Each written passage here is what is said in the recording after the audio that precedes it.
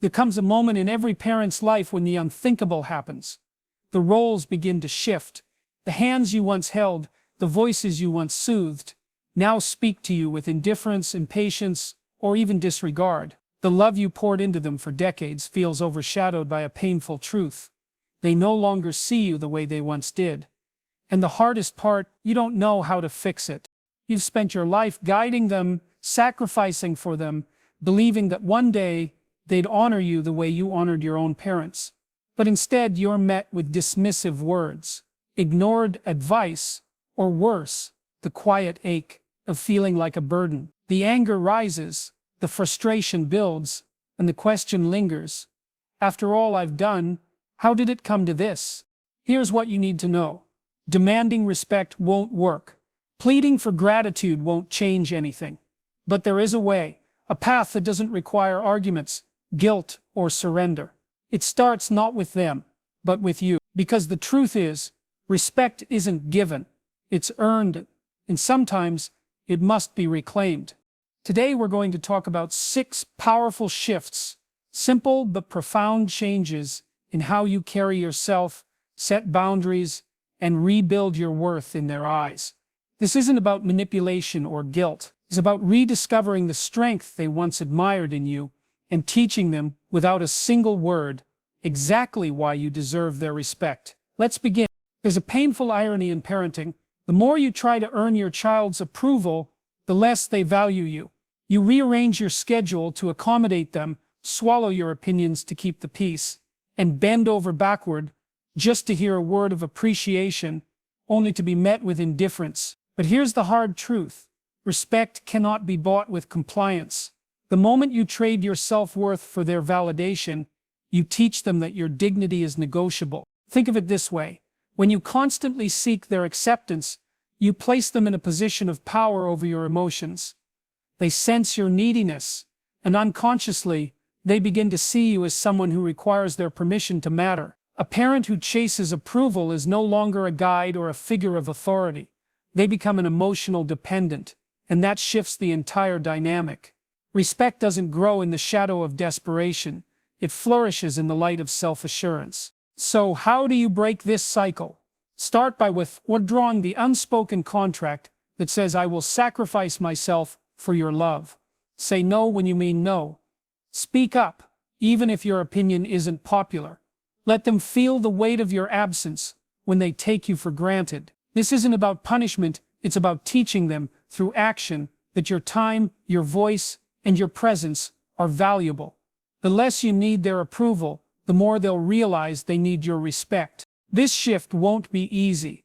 They may test you, push back, or even accuse you of being difficult. But stand firm, because the greatest gift you can give them, and yourself, is the unshakable model of a parent who refuses to shrink for anyone's comfort. And when they finally see you as someone who respects themselves, that's when they'll remember why they once looked up to you in the first place. When your child dismisses you or speaks to you with disrespect, your first instinct may be to confront them, to list every sacrifice you've made, every lesson you've taught, as if love were a debt they owe. But here's the reality. Arguments don't rebuild respect, they erode it further. Every time you engage in a battle of words, you surrender your power to their reactions. True authority doesn't shout, it stands firm, unshaken, letting actions speak louder than pleas. Think of the people you've respected most in your life. Were they the ones who demanded your attention, or those who carried themselves with quiet confidence? The same applies here. When your child interrupts you, instead of snapping back, pause. Let the silence linger until they feel the weight of their own rudeness. When they belittle your advice, respond not with defensiveness, but with detached wisdom. You don't have to agree, but I've earned the right to be heard. Respect isn't taken, it's mirrored. This isn't about passive acceptance. It's about demonstrating through your composure that you cannot be dragged into pettiness. If they raise their voice, lower yours. If they try to provoke you, refuse to be provoked. Like a deep-rooted tree in the storm, your stillness will force them to adjust to you, not the other way around. Over time, they'll begin to match your tone, not because you demanded it, but because they'll unconsciously rise to meet the standard you've set. The hardest part, letting go of the need to prove your worth. But remember, a king does not convince peasants of his crown. He simply wears it. Your children may resist at first, but deep down they crave leadership. When they see you embody respect for yourself and for them, without begging for it in return, they'll start to question why they ever withheld it. And that's when the real shift begins. There's a hidden contract we sign as parents. I will love you endlessly, and in return, you will make me feel needed. But here's the tragic flaw. When our happiness depends on their attention, we hand them the keys to our emotional prison. The texts that don't come, the rushed visits that feel obligatory, the hollow I love yous spoken out of duty rather than desire. Each one chips away at your spirit. But what if you stopped keeping score? What if you realized your value was never meant to be measured by their affection? This isn't about loving them less. It's about loving yourself more. When you radiate neediness, children don't feel cherished. They feel burdened. They sense the unspoken pressure in every "when will you call and why don't you visit?" And like any trapped creature, they pull away. But when you withdraw that emotional dependency, something miraculous happens. Absence becomes magnetic. They start reaching out, not because they have to, but because they want to. Because you've become someone intriguing, someone complete even without them. Start small. Fill your days with passions that have nothing to do with parenting. Rediscover abandoned hobbies. Cultivate new friendships. Create a life so vibrant that their presence is a bonus, not a requirement. When they call, be warm but not overeager. When they don't, let the silence sit without protest. This isn't manipulation, it's liberation. You're teaching them and yourself a revolutionary truth. You are not an empty nest, but a phoenix with wings still unfolding. The transition will ache. Old habits die hard, especially those forged over decades of caregiving, but stay the course. Because when they see you thriving independently, when they witness your joy untethered from their validation, that's when respect transforms from something they owe you to something they admire in you. And that's the kind of love that lasts. A parent without boundaries is like a country without borders, constantly invaded, perpetually negotiating its worth. You've spent years showing flexibility, believing accommodation was love, but when understanding becomes enduring, when patience curdles into permission, that's not devotion, that's self-abandonment. The moment you tolerate disrespect is the moment you teach them how to treat you. And here's the uncomfortable truth. If you don't define your limits, they will define them for you in ways that shrink you. Boundaries aren't threats. They're the foundation of mutual respect. Saying "I won't be spoken to that way" isn't an ultimatum. It's a revelation. It shows them a version of you they may have forgotten, someone who recognizes their own worth. Start with clarity, not confrontation. The next time they interrupt, try "I'll finish my thought, then it's your turn." When they dismiss your feelings, you don't have to agree, but you will listen. Silence is complicity. Your voice, steady and unapologetic, is the architect of change. Enforcement is where most falter. You set the rule, then waver when tested, because guilt whispers, "Don't rock the boat," or "They're just busy." But boundaries without consequences are merely suggestions. If they ignore your request for basic courtesy, walk away mid-conversation. If they belittle your needs, decline the next invitation until they adjust. This isn't punishment, it's a masterclass in cause and effect, teaching them that access to you requires reciprocity. Yes, they'll resist. They may accuse you of being too sensitive or dramatic. Let them. Their discomfort is the sound of old dynamics breaking. And that's necessary noise, because when you consistently uphold your standards, something shifts. They begin to measure their behavior against your resolve. Not because you demanded it, but because you demonstrated it. And that's how boundaries over time rebuild the respect that familiarity eroded. Generosity is the language of love, until it becomes the currency of exploitation. You've spent a lifetime giving time, money, emotional labor, all offered freely because that's what parents do. But when your generosity is met with entitlement instead of gratitude, when your help is expected rather than valued, You're no longer nurturing, you're enabling. Love shouldn't deplete you, it should sustain both giver and receiver. The moment your sacrifices become invisible is the moment you must ask, am I building a relationship or funding an entitlement? The shift begins with a simple but radical realization: your giving is a privilege, not an obligation. Start auditing your generosity. Are you always the first to offer help while they rarely reciprocate? Do they demand more while thanking you less? These aren't signs of love. They're symptoms of imbalance. Try this experiment. Pause your automatic giving. Wait to be asked. Observe whether their requests come with courtesy or expectation. The difference will reveal everything. Scarcity teaches value. Abundance often breeds indifference. When you do give, attach conditions of respect.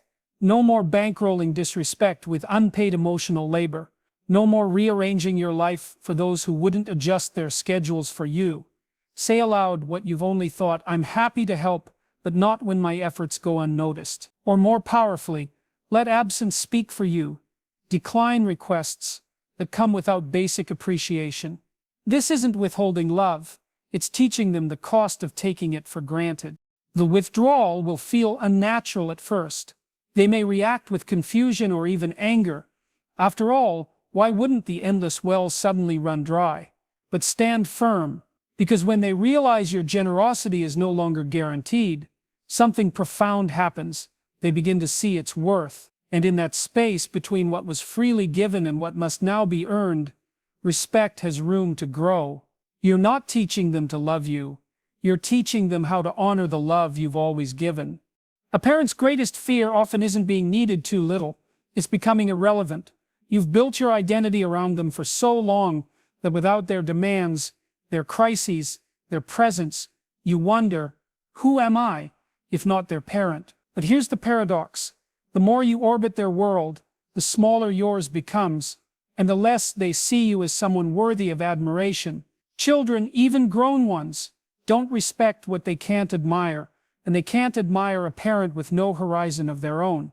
Start treating your independence as an act of leadership, not abandonment. Pick up the hobby you abandoned decades ago. Book the trip you kept postponing until they needed you less. Let them walk into your home and see evidence of your passions: art supplies on the table, a new language textbook on the shelf, tickets to events that excite you. Nothing commands respect like witnessing a parent in full bloom. They'll begin to regard you with fresh eyes, not as someone waiting in the wings of their life, but as the protagonist of your own. This isn't about distancing yourself from them. It's about redefining the gravitational pull between you. When they call, share stories about your book club debate or hiking group adventures before asking about their problems. When they visit, let them find you busy sometimes. Subtly, irresistibly, you're teaching them, my world doesn't pause when yours spins. And here's the magic. People are drawn to those radiating fulfillment. Your crowded calendar becomes unspoken proof that time with you is valuable because it's no longer endlessly available. The shift will feel unnatural at first, that hollow ache when they don't need you. It's the sound of old definitions crumbling, but persist, because when they start hearing laughter in your voice that doesn't depend on them, when they see you solving problems they didn't create and celebrating joys they didn't provide, that's when you become not just a parent they love, but a person they respect. And that duality, being both their safe harbor and an untethered force, is where timeless relationships are forged. For every parent who has ever laid awake wondering, where did I go wrong? This is your reminder. Respect isn't lost in grand betrayals, but in the slow erosion of small allowances. The good news, it can be rebuilt the same way, not through dramatic confrontations, but through daily acts of quiet courage. Whether it's saying no without apology, withdrawing from fruitless arguments, or rediscovering the person you were before parenthood defined you, each choice is a brick in the foundation of a new dynamic. You aren't begging for their respect. You're demonstrating why it's non-negotiable. This journey won't always feel victorious. There will be days when old habits tempt you to shrink, to chase, to give too much, and that's okay. Progress isn't linear, but with every boundary held, every moment of independence claimed, you're rewriting the story, and slowly, they'll begin to see you again, not as the person who exists for them, but as the one they're privileged to know. That's the secret. Respect flourishes where self-respect is rooted. Now, we turn to you. Which of these steps have you tried? Perhaps without even realizing it? Did setting a boundary change the tone of your conversations? Did pulling back emotionally make them lean in? Your stories are powerful. Comment below with the number of the strategy that resonated most. 1. Approval. 2. Arguing. 3. Dependence. 4. Boundaries. 5. Giving.